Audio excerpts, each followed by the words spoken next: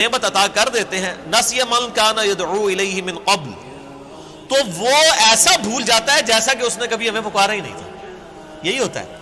یعنی دنیا میں لوگ اللہ کو پکارتے ہیں، اللہ تعالیٰ مصیبت پریشانی حل کر دیتا ہے، اس کے بعد وہ یا تو اور ہستیوں کی طرف اس تکلیف کو دور کرنے کو منسوخ کرنا شروع کر دیتے ہیں، یا وہ کہتے ہیں جی میری تو پلاننگ ہی بڑی چنگی سی، دیکھو نا میں اس ٹائم بڑا منو سمجھ آ گئی سی کیا ہونا ہے تو میں کر لیا سی.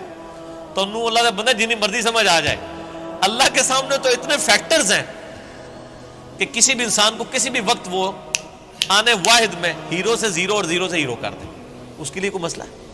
یعنی انسان کی ساری پلاننگز دھری رہتی ہیں. جیسا کہ مولا علی رضی اللہ تعالیٰ عنہ علیہ السلام کا قول ہے کہ میں نے اپنے ارادوں کے ٹوٹنے سے اپنے رب کو پہچانا ہے.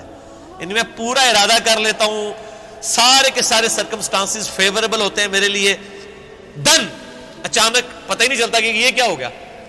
ایسا ہو جاتا ہے میرے بھائیوں. اور یہی چیزیں بیسیکلی اللہ تعالیٰ اپنا آپ انسان کو دکھاتا ہے کہ کوئی شخص اللہ تعالیٰ سے کبھی بھی آزاد نہیں ہو سکتا.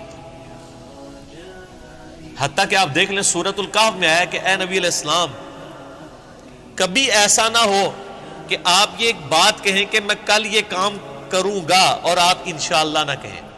ایسا کبھی نہیں ہونا چاہیے. انشاءاللہ کے ساتھ کہنا ہے. اگر وقت کے پیغمبر کو یہ بات کی جا رہی ہے، ہمارے محبوب صلی اللہ علیہ وآلہ وسلم کو، کہ آپ نے کبھی مستقبل کے بارے میں انشاءاللہ کے بغیر بات نہیں کرنی، کبھی نہیں کرنا ہے میں کام کروں گا، مگر یہ کہ انشاءاللہ ماشاءاللہ کے ساتھ. کیونکہ انسان تو صرف ان فیکٹرز کو دیکھ رہا ہوتا ہے نا جو آپ کے سامنے. ہم نے کئی بار چیزیں دیکھی ہیں، ہر فیکٹر کاؤنٹر کرتے ہیں. میرے جیسا تو وہمی بندہ کوئی شاید چھوڑتا ہی نہیں ہے، پھر بھی کچھ کوئی نہ کوئی پاک نکل آتی ہے بچوں.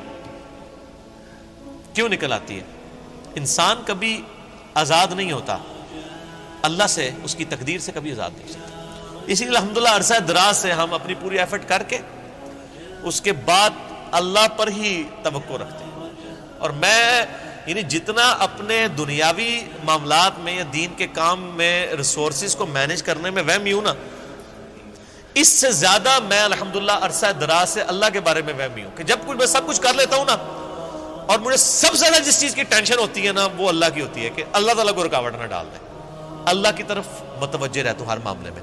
اور اس کا میں نے پھر پازیٹیو رزلٹ دیکھا ہے کہ میرے بگڑے ہوئے کام جس میں میں نے کئی چیزیں اوور لک کی بھی ہوتی ہیں وہ پھر اللہ نے سنبھالی ہوتی ہیں، وہ خود بخود ریزالو ہونی شروع ہو جاتی ہیں.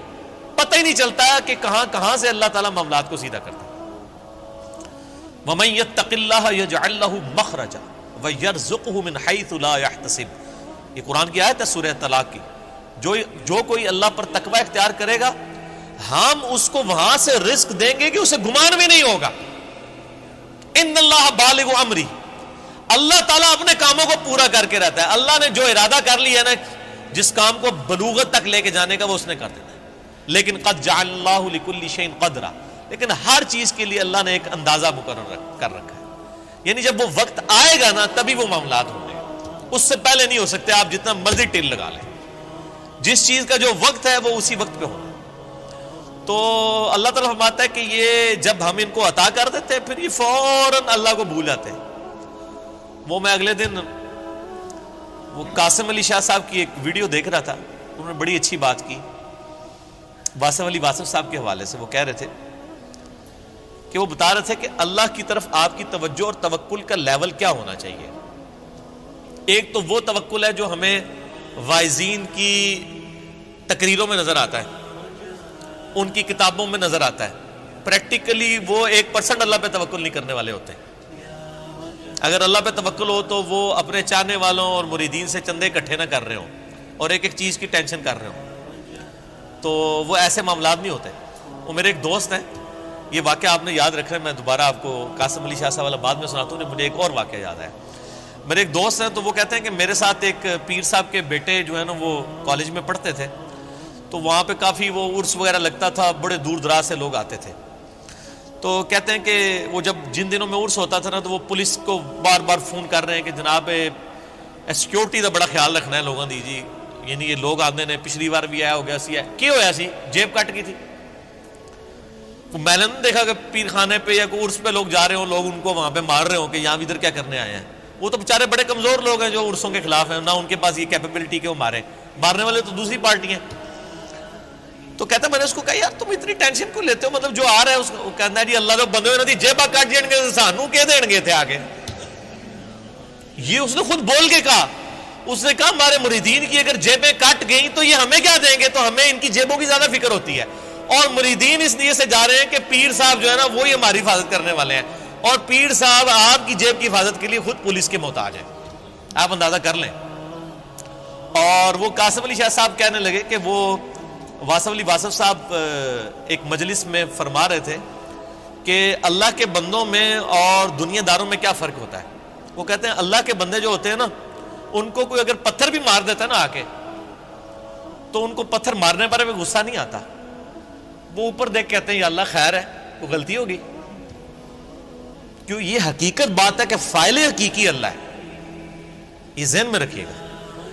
آپ کو جو مخلوق کی طرف سے تکلیف بھی پہنچتی ہے نا اس کا فاعل حقیقی بھی اللہ ہے, کیونکہ جو ہزاروں تکلیف کے درمیان ہرڈل بنا ہوا ہے اسی نے اجازت دی ہے نا کہ چلو ایک چونڈی انہوں وڈ لے جائے, کیونکہ ہزاروں تکلیفیں تو اس نے آلریڈی بلاک کی ہوئی ہیں, ہمیں تو پتہ ہی نہیں کہ کہاں کہاں سے. آپ نے اگر یہ چیز دیکھنی ہے تو آپ حیران ہوں گے کہ چھوٹے بچوں کا بڑا ہو جانا یہ معجزے سے کم نہیں ہے. بچے جس طرح اندھوں کی طرح بھاگتے ہیں, ایک کن پٹی پہ صرف ایک جو ہے کارنر لگنے کی مار ہے نا بچے کی ڈیتھ, بڑا بندہ مر جاتا ہے.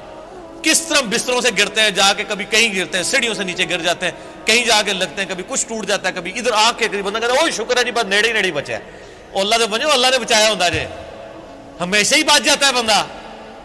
کتنے بچوں کی آنکھیں نکل جاتی ہیں بچپن میں, ورنہ تو آدھے ادھر جو ہے وہ کانے بیٹھے ہوئے ہوں. یہ اللہ نے بڑے کیے ہوتے ہیں. یہ اللہ قرآن پاک میں آیات ہیں, اللہ فرماتا ہے کہ ہم نے فرشتے معمور کیے ہوئے انسانوں کی حفاظت کے اوپر. یہ ساری چیزیں اللہ لے کے چل رہا ہوتا ہے. لیکن اللہ فرماتا ہے جب ہم تکلیف دور کر دیتے ہیں پھر کہتے ہیں یہ تو کوئی کہہ دیتا ہے بزرگوں نے کیا ہے, کوئی کچھ کہہ دیتا ہے, کوئی کچھ کہہ دیتا ہے.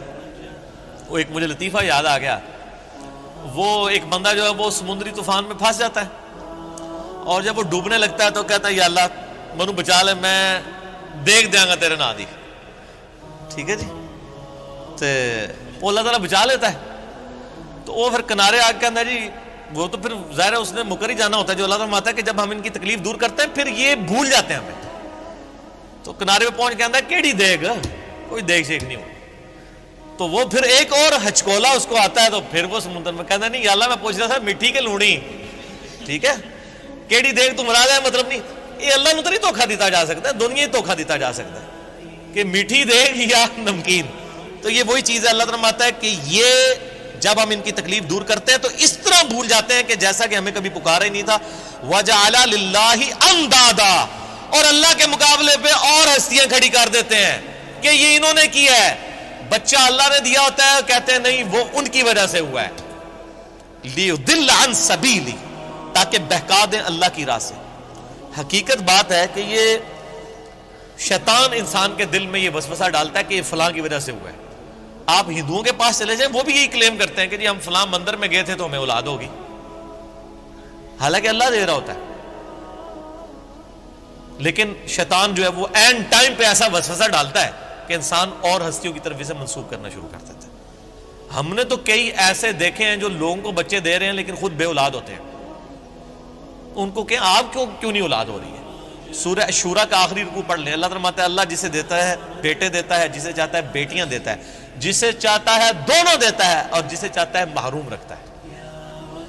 نبی علیہ السلام کی صرف ایک بیوی ہے جس سے اولاد ہے, سیدہ خدیجہ سے, یا ایک ماریہ قبطیہ سے سیدنا ابراہیم علیہ السلام پیدا ہوئے, وہ بھی فوت ہو گئے. باقی آپ کی ساری بیویاں بے اولاد ہیں. کیا نبی کی بیویوں کی خواہش نہیں تھی کہ ان کی اولاد ہو؟ اللہ کی مرضی. سیدہ عائشہ محبوب ترین بیوی ہیں, جوانی کی عمر میں بیوہ ہوئی ہیں, کوئی اولاد نہیں ہے. اللہ ان کو ایک بچے ہی دے دیتا کہ حضور کے بعد انہوں نے 47 سال تک زندہ رہنا تھا, کہ چلو ان کی ایک دل جوئی کا معاملہ ہو جاتا کہ 18 سال کی عمر میں بیوہ ہو گئی ہیں.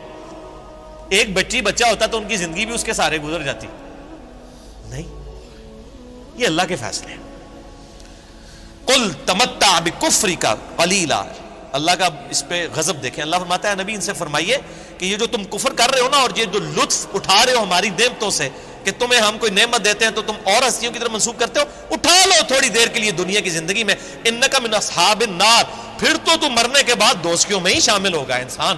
یہ سنگولر کے سیگے سے نا ایز اے ڈاکٹرین یہ لفظ استعمال ہو رہا ہے کہ تو اٹھا لے جو کچھ تو نے نفع اٹھانا ہے دنیا کی زندگی میں، تو منسوب کر لے مخلوق کی طرف، پھر تو نے مر کے نا ہمارے پاس جب آنا ہے تو آگ ہی تیرا مقدر ہوگی، دنیا میں تو نے جو کچھ کرنا تھا وہ کر لیا۔